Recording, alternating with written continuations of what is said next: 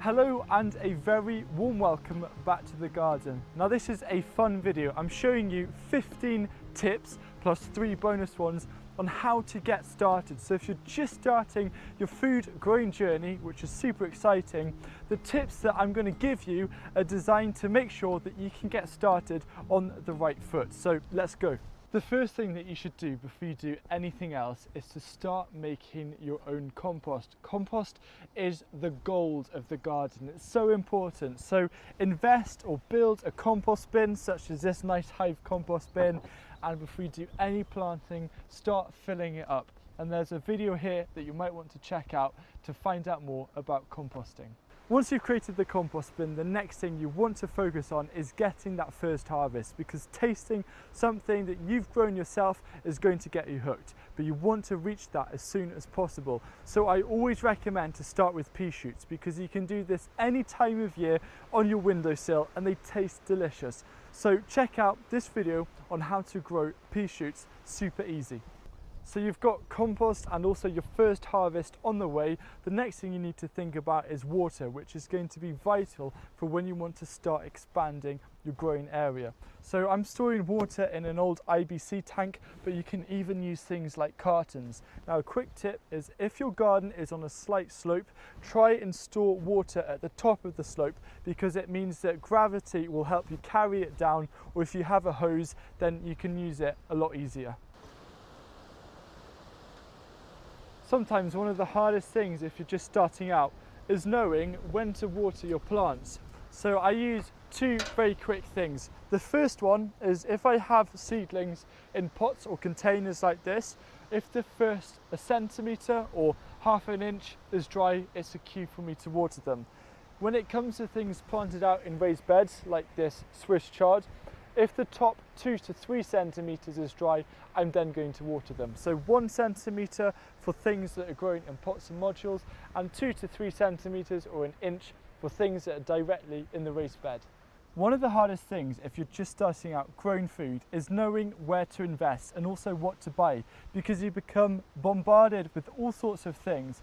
So the biggest tip is to invest in quality, because a long-term investment on something good like this seed tray container from ContainerWise is going to last 15 years rather than a cheap container. And if you're not happy to invest in quality, try and look for things that are free to make, or at least really cheap, that are also environmentally friendly. For example, this seed tray or crate was free to make out of a pallet, and I can also use these cardboard loo rolls as pots for my beans. So invest in quality, if not, make it. Something you've got to bear in mind is that if you want to grow perennial plants, for example asparagus, they take some time to develop. So I'm not going to harvest this asparagus, which I've just planted this year, until about 3 years time. So get your perennial plants in as soon as possible, so then you can enjoy relishing their harvest as soon as possible. Remember, the best time to plant an apple tree was 7 years ago. The second best time is now. If there's one thing that I want you to take from this video, is to know that having a healthy soil is the key to having healthy plants. And a healthy soil is simply made by minimal soil disturbance. This is where you just put a layer of compost on top of the soil every single year, and you don't need to dig it in. And if you want to find out a bit more, then the best person to check out is Charles Dowding. A habit that you've got to develop early on is, if you see a weed, pull it out there and then. Don't let it grow, try and get the roots as well. And the reason why is because weeds can quickly take over. So I'll be doing a video very soon actually about more details on weeding, so check it out. But just for the time being, if you see any weed, pull it out. You're going to thank yourself later on. One of the best things about growing your own food is having the freedom and choice to choose what you want to grow. And I highly recommend that you dedicate a little bit of time growing things that you aren't really likely to find in shops. For example, mixed beetroot. It's just so much fun to try out new things that you wouldn't otherwise get.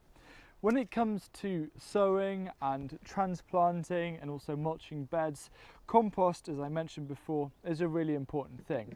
And if you need to buy compost, there's only one type you should buy, and this is multi-purpose peat-free compost.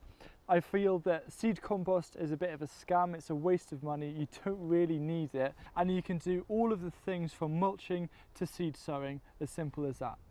This tip should apply not just for the start of your growing journey, but for years to come. And that is to just keep to-do lists. These are so important because, especially if you're just starting off and you've got all sorts of things going on, it's easy to forget about things. So keeping a weekly to-do list to give you the reminders so you don't forget anything will really help reduce the amount of challenges or disasters that may happen. A challenge that comes with starting to grow your own food is a whole learning process that comes from it. And there might be things that you read or watch that you don't quite understand. And don't worry about this. Instead, use a method called the just-in-time method. So this is where you learn what you need when you need it. And then over time, you will progress. Being a vegetable gardener, you're going to end up buying a lot of seed packets. And something I want you to know is that even though they have best before or sow by dates, they're still going to last longer than that. For example, these butternut squash, the best before was 2017. We planted 6 seeds in 2020 and all 6 came up.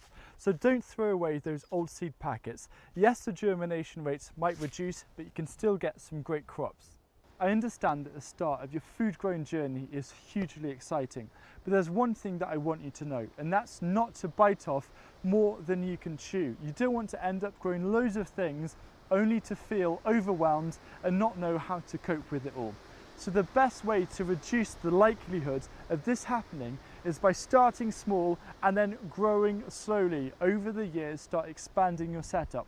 If you ever feel like you're a bit too overwhelmed, then just put something like landscape fabric or cardboard over the top of your growing space. Maybe it's half of it, even just a quarter, to free you up. And then when you feel that you can have time to dedicate to it and you're in control, remove the landscape fabric or the cardboard and it will be ready for you to grow in straight away. Before we go into the 3 bonus tips, I want to focus on one thing that is absolutely critical. And this is to expect failures. Failures do happen and they will happen, and it's just part of gardening. Not everything's going to go to plan. So firstly, try and grow a load of different things, so if something fails, then you do have other things to enjoy. And for example, I thought that these radishes might have failed as they got really badly affected by flea beetle because of an unusually warm, dry spring. But I let them grow, and I've got radish now that are developing and that I can eat. So I've learnt from previous years, even if I have flea beetle and I think it's a failure, let it grow, see what happens. And that's a beautiful thing about growing food. Something that might happen, and this can also be related to gardening failures, is things occurring without you knowing why. And the great thing about gardening is that it's a very positive community, and there are loads of Facebook groups out there dedicated to gardening. So I'd recommend you join them, and if you see something that you're not quite sure what's going on, for example, seeing lots of holes in, say, your radish, just go with your phone, take a photo, and then post it on a Facebook group. And I'm sure that there's going to be someone on there who'll be able to help you out and give you some free advice. One of the earliest skills which you should try and learn early on is to get into the habit of being able to thin seedlings, because there will come a time and a place, and I know you don't want to thin them, but you've got to be bold and go for it. The reason why is because thinning is ultimately going to give you better harvests and bigger yields. For example, your carrots or your beetroot, and here I've got perpetual spinach. So just get into the habit of being able to sacrifice. It's okay, it may feel kind of scary, but just go for it. And the final tip, if you're not already doing it, is to really make the most of YouTube, to watch things and see what other gardeners are doing, so you can compare different techniques, and perhaps one technique might not have worked. You can then see what a different gardener is doing to try it out. And I find that YouTube is a great place to also get inspiration for new things to try. So thank you very much for watching. I hope you found this video useful, and if you want to see a video which goes into a bit more detail about that first crop that I mentioned, getting that first harvest, then click here.